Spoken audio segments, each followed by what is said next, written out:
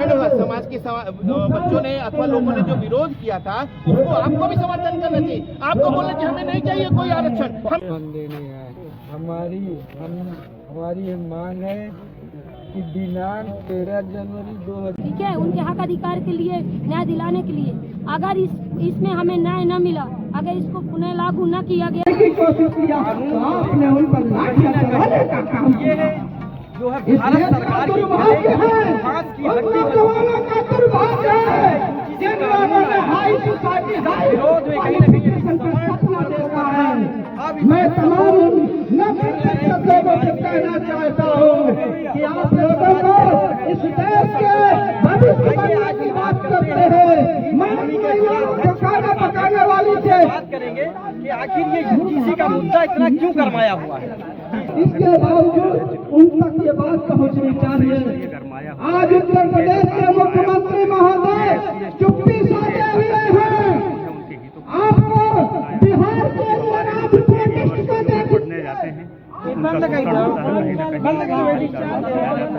ये कानून पहले तो 1953 से लागू लाया गया था, फिर 56 में आया, 12 में फिर निष्क्रिय हुआ और ये अब 11 जनवरी 2026 को लाया गया है, जिसमें सुप्रीम कोर्ट ने 19 जनवरी 2026 को इस विरोध में हम लोग प्रदर्शन कर रहे हैं कि सुप्रीम कोर्ट आखिर जातिवाद को लेकर के ही क्यों इसको स्टे दिया। इसमें सिर्फ जातिवाद किया जा रहा है। तो हम लोग चाहते हैं कि जो हमारे गरीब तबके के लोग, इन लोगों का अधिकार सुरक्षित रहे और इन यूनिवर्सिटियों में जब हमारे लोग पढ़ेंगे, इनका अधिकार सुरक्षित रहेगा तो आगे चांस हमारे लोगों को भी मौका मिलेगा समाज का। समाज के बच्चों ने अथवा लोगों ने जो विरोध किया था उसको आपको भी समर्थन करना चाहिए। आपको बोलना चाहिए हमें नहीं चाहिए कोई आरक्षण, हमें योग्यता चाहिए, हमें योग्यता दो, हमें आरक्षण ना दो, हमें योग्यता चाहिए, हमें आरक्षण नहीं चाहिए। आज आप यहाँ से समर्थन करने आए थे ना? आज आप मैं केवल ये कहने आया था कि हमें आपस में फूट न करके हमें ये बांग्लादेश, पाकिस्तान, अफगानिस्तान से ये शिक्षा लेना चाहिए कि हमारी एकता में ही भलाई है, अन्यथा नहीं है। आगे जिसको जो करना करे हमें क्या करना है? हम तो अपना जी खा रहे हैं, सब लोग जी खा रहे हैं, ऐसे चलता रहेगा। जब मरने का नंबर आएगा मर के चले जाएंगे, बात खत्म, सीताराम। क्या नाम है आपका? आप कहाँ आए हैं और किसको ज्ञापन देने आए हैं? अगर आपकी बातों को या आपकी मांगों को पूरा नहीं किया गया तो आगे आप सरकार को क्या संदेश देंगे? हम लोग अभी तहसील परिषद करके में हैं।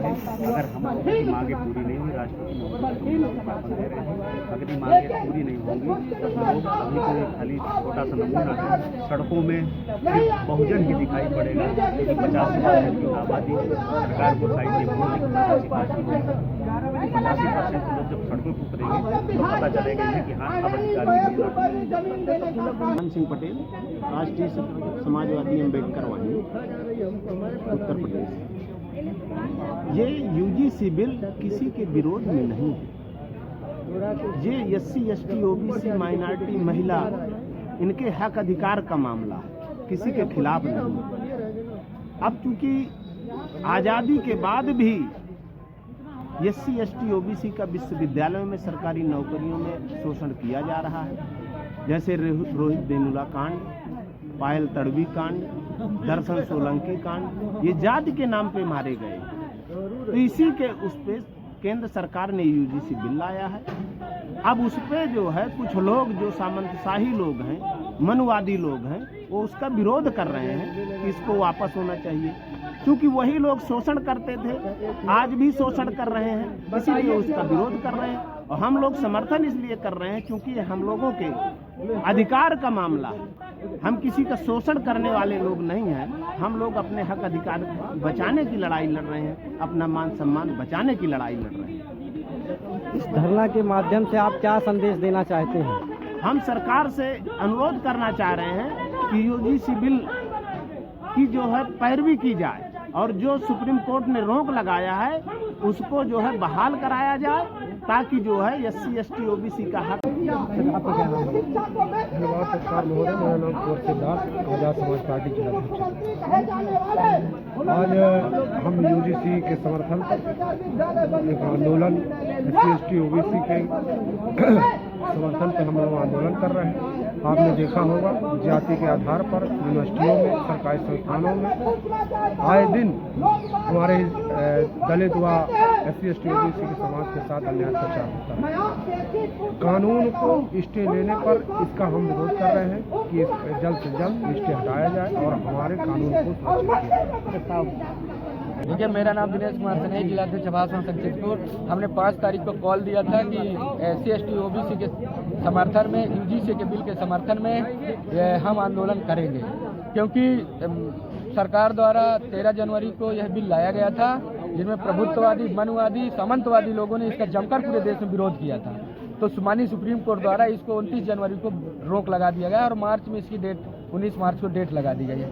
तो पूरे देश में UGC का विरोध हो रहा है, जबकि यहाँ 90% शोषित, पीड़ित, वंचित, दलित, SC ST OBC की जनसंख्या है और उनके बच्चे पढ़ते हैं। तो उच्च शिक्षण संस्थानों में शोषित, पीड़ित, वंचित समाज के बच्चे ना जा पाएं, इसलिए जो कुछ लोग और भी हैं हमारे साथ, उससे भी बात करेंगे। क्या नाम होगा? मैं राम सूरत पासवान अधिवक्ता। मैं कहना चाहता हूँ कि जब हमारे पुरखे स्कूलों में जाते थे पढ़ाई पढ़ने के लिए, उस समय मनुवादी मास्टरों, मनुवादी लोगों द्वारा उनको डंडा मार करके भगा दिया जाता था। आज वही UGC बिल जब सरकार के द्वारा लागू किया जा रहा है, तो यही मनुवादी लोग विरोध कर रहे हैं। और जो SC ST हमारे कानून हमारे हित के लिए आया, उसको प्रभावहीन करने के लिए विरोध कर रहे हैं ऑलरेडी। ये UGC की लड़ाई आज की लड़ाई नहीं है। 1928 के दशक में जब भारत देश में साइमन कमीशन आया था, उस समय भी मनुवादी लोगों ने साइमन कमीशन को गो बैक करके वापस भेज दिया था, जबकि वो दलित समाज के लिए, शोषित वंचित समाज के लिए साइमन कमीशन आया था। उसके बाद डॉक्टर भीमराव अम्बेडकर ने गोलमेज सम्मेलन में जब दलितों के लिए अलग निर्वाचन क्षेत्र की हुकूमत दिलाई थी, आदेश दिलाया था, अंग्रेजों ने, ब्रिटिशों ने दिया था, उस समय भी ये जातिवादी मनवादी सरकारों ने वो अलग निर्वाचन खंड को समाप्त कर दिया विरोध करके। उसके बाद SC ST एक्ट बना।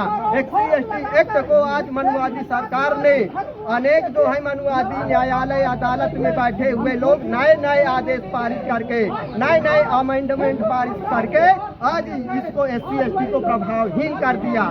वही स्कूल कॉलेजों में हमारी माँ बहन बेटियों के साथ, हमारे भाइयों के साथ अन्याय अत्याचार होता है, तो ये UGC के विरोध में यही मनुवादी लोग आते हैं। आज ये समाज जागरूक हो गया है और जिस प्रकार से भारत देश में आज़ादी की लड़ाई खून दे करके हुई थी, इसी प्रकार से आज हम UGC की लड़ाई लड़ेंगे और इसके हक अधिकार को लेकर के ही रहेंगे। जय भीम। अभी आपने देखा लोग थे, उन्होंने अपने मत देकर और UGC कानून का समर्थन किया है। वीडियो जर्नलिस्ट के साथ लव कुश यादव।